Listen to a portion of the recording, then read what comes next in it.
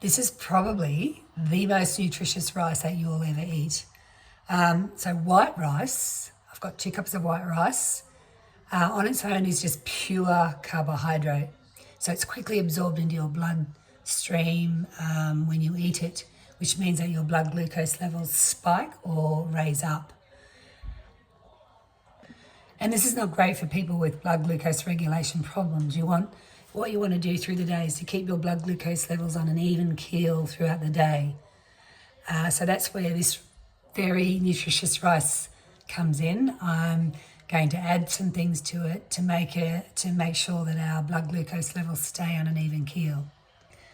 You've probably heard of GI or glycemic index before. So it's just a way of ranking carbohydrate-based foods according to how much they spike your blood glucose. So, for instance, if they rank from 1 to 100. So if you're 100, that's pure sugar. That's very high, whereas 1's very low. So there's different ways you can prepare your food to reduce this spike. So there's 4 ways you can do this. You can add fat to a meal, protein to a meal, you can add vinegar to a meal, and you can add fibre.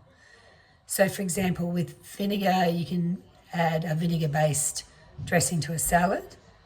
And in terms of fibre, you can leave the pulp in a fruit and vegetable juice, for example. So today we're going to use protein and fat to reduce the GI of this white rice. So when I cook rice, I like to use the absorption method. So I have 2 cups of rice. I'm going to pour that into the pan. So next I'm going to add 3 cups of liquid. Now the liquid I'm adding, as you can see, it's not water. You can add water, but what I'm adding is beef bone broth. All right, so this is like a powdered form of beef bone broth. I often make my own homemade one.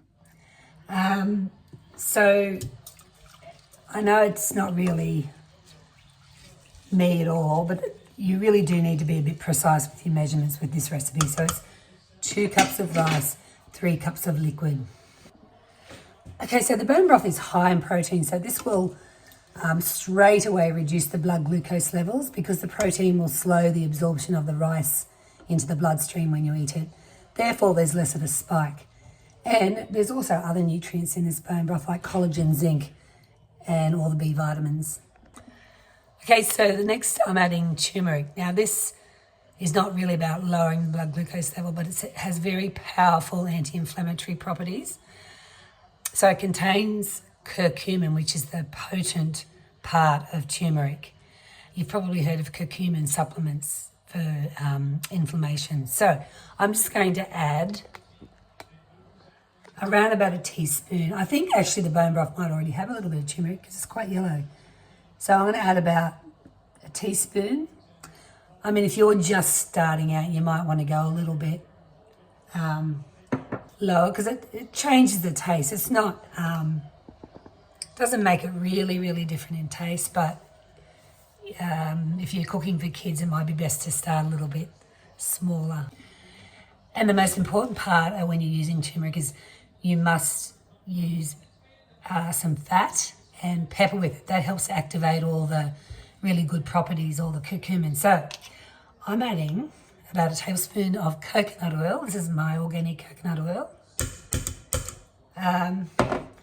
Coconut oils, it's a good fat to use. It's a good fatty acid, but it also has other properties like it's antimicrobial, antifungal, antibacterial, anti-inflammatory, all the antis.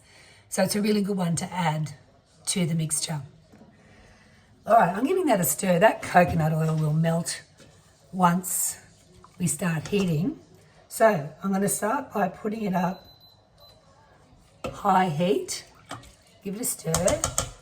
Now I'm going to wait till I'm going to leave the lid off. I'm going to wait till it boils and then I'll tell you what to do next. Oops, almost forgot the pepper. Pepper, very, very important part. The pepper to help activate the properties in the turmeric. So it's boiling now. I'm going to give it a quick stir. You can see that the coconut oil is absorbed. I'm turning the heat right down. And I'm going to put the lid on and cook for precisely 12 minutes. I know this is not like me having rules, but 12 minutes is it. Okay, 12 minutes is up. So it's perfect. I'm fluffing it. I'm going to fluff it around a little bit and turn the heat off. Then I'm going to replace the lid for about 5 minutes. Okay, so I'm just going to put this rice in a bowl. So you obviously can just have it with anything. I think this would be fine for kids too. They probably love the colour actually. And what I often do is I leave it in the fridge overnight and make fried rice with it. And actually, because of what we've put in the rice, you could probably eat this on its own and it'd be quite a nutritious little snack or something for lunch without even adding anything to it. And actually, because of what we've put in the rice, you could probably eat this on its own and it'd be quite a nutritious little snack or something for lunch without even adding anything to it.